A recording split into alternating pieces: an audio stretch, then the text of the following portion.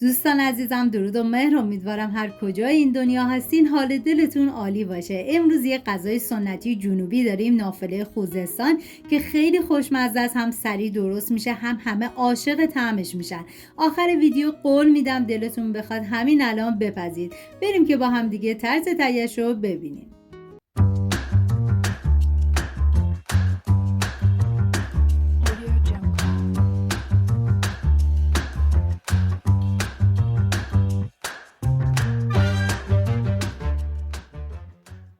برای مرحله اول نیاز به یک عدد پیاز بزرگ دارین که با دنده ریز رنده کنید و 50% از آب پیاز رو بگیرید. این غذا برای 5 نفر در نظر گرفته شده. شما به اساس تعداد نفرات باید مواد رو کم یا زیاد کنید. نیاز به 300 گرم گوشت چرخ کرده داریم که پیاز رنده شده رو بهش اضافه میکنم و 2 قاشق غذاخوری آرد نخودچی. ادویه‌ام شامل نمک، فلفل سیاه، پودر تخم گشنیز و زردچوبه هستش. ببینید پودر تخم گشنیز توی دستور تهیه غذای اصلی نبود، پس قابل حذفه. ما نیاز به نعنا و جعفری تازه داریم که من ریز ریز خورد میکنم و مقداری از این نعنا و جعفری در مرحله اول به گوشت اضافه میکنم و مقدار رو برای مرحله دوم استفاده میکنم.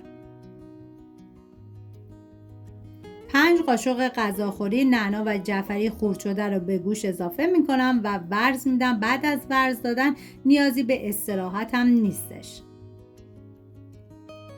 داخل تابه مقداری روغن کنجد ریختم که شما از هر نوع روغن سرخ کردنی که دوست داشتین میتونین استفاده کنید و بعد از داغ شدن این شامی‌ها رو به هر مدلی که دوست دارین میتونین فرم بدین و بذارید داخل روغن تا سرخ بشه.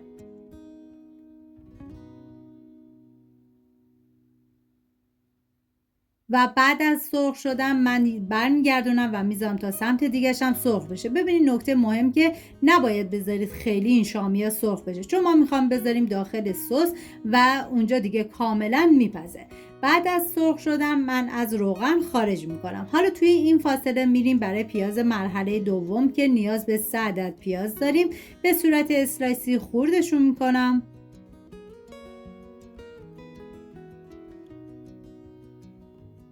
80 گرم گردو رو ریز ریز خوردش بکنید و حتی میتونید گردو رو هم کاملا پودرش کنید که این دیگه کاملا سلیقه‌ایه. 80 گرم معادل 6 قاشق غذاخوری میشه. داخل تابه مقداری کره ریختم که شما بازم میگم از هر نوع روغنی که دوست داشتین میتونین استفاده کنید. پیازی که ریز کردم بهش اضافه میکنم، هم میزنم و میذارم تا پیاز کاملا سرخ بشه.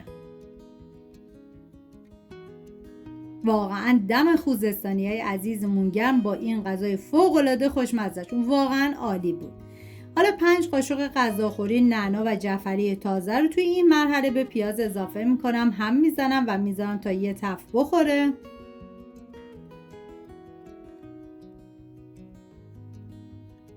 ادویه هم شامل نمک، زردچوبه، فلفل سیاه و پودر تخم گشنیز هستش که پودر تخم گشنیزم توی این مرحله قابل حذفه. هم میزنم و میذارم ادویه ها تف بخورن و عطر ادویه ها آزاد بشه.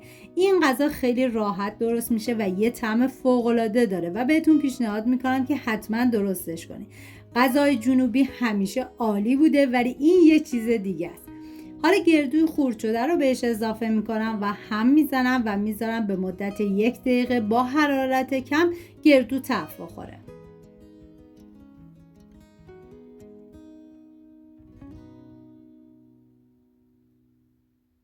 و حالا توی این مرحله تو دستور تهیه غذا اصلی شکر بود که من شکر رو حذف کردم، به جاش از 3 قاشق غذاخوری رب انار شیرین استفاده کردم و باید 2 قاشق غذاخوری سرکه سفیدم بهش اضافه بکنیم و هم میزنم و میذارم تا یه تفت خیلی مختصری بخوره.